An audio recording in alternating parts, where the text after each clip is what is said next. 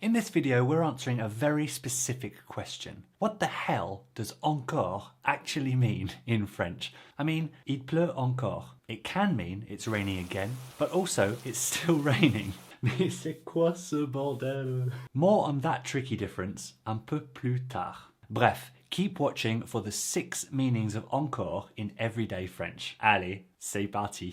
Alors, the first meaning of encore in French is when it's used as part of pas encore. This means not yet in English, and it's very straightforward to understand thanks to its direct translation to English. Ils n'ont pas encore ouvert les portes. Or in everyday French, where they drop the ne, ils ont pas encore ouvert les portes. Ils ont pas encore ouvert les portes.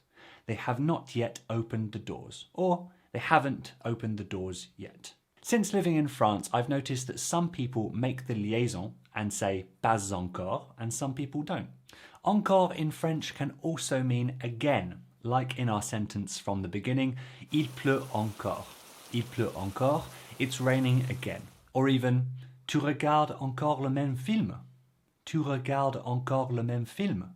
When used in the passé composé or in other compound tense where there are 2 parts to the verb, encore goes between the auxiliary verb and the past participle. Il a encore plu hier.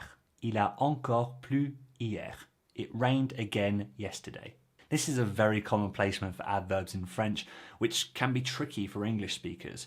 Oh, and for further emphasis, or to add some variety, you can also say encore une fois, once more or again. Je répète encore une fois. Encore can mean again. Ensuite, encore can also mean still in English, and this can be confusing in some cases when used in the present tense. Il pleut encore can mean, as we've seen, it's raining again.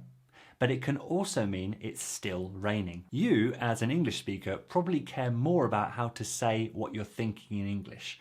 In that case, c'est facile, right? If you want to say again, use encore, and if you want to say still, use encore. Encore et encore et encore et encore et encore et encore et encore. So, another meaning of encore is still. But did you know that you can also use toujours to mean still? This surprised me when I first got to France. They're more or less synonyms, but there is a subtle and important difference between the two. So if you want me to do a video on that, hit the like button down below. I'd really appreciate it, and leave a comment. For countable nouns, whether singular or plural, such as une pinte de bière ou un verre de vin, we can place encore before them to mean another, or X more. Par exemple, au bar, encore une pinte de blanche, s'il vous plaît. Encore une pinte de blanche, s'il vous plaît. Another pint of wheat beer, please. Ou dans le bus. Imagine a parent telling the child how many stops there are to go. Il nous reste encore 2 arrêts, chérie. Il nous reste encore 2 arrêts, chérie. But then the child, particularly impatient, might say, encore 2, to mean still 2.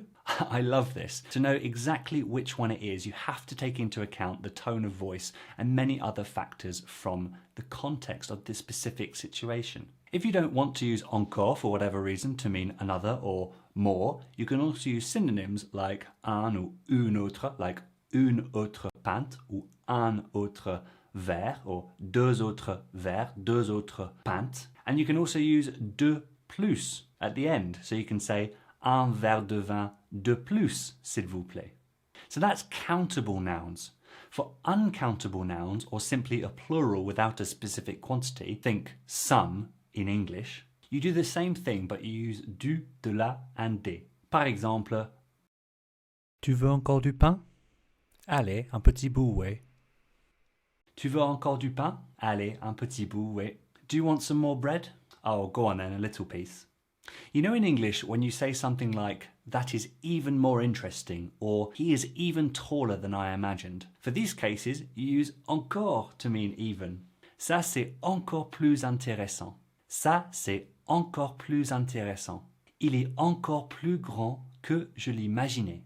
Il est encore plus grand que je l'imaginais. Or in a real interaction, you might just hear or say encore plus. Il est aussi grand que tu l'imaginais. Encore plus. With nouns, you just need to add de between the plus ou le moins and the noun. Par exemple, Il y a encore moins de monde qu'hier. Il y a encore moins de monde qu'hier. There are even fewer people than yesterday. Or in everyday English these days, we would say less people than yesterday, but that's grammatically incorrect. Now this addition of de is more of a rule for the plus and moins de than the encore, but they go together.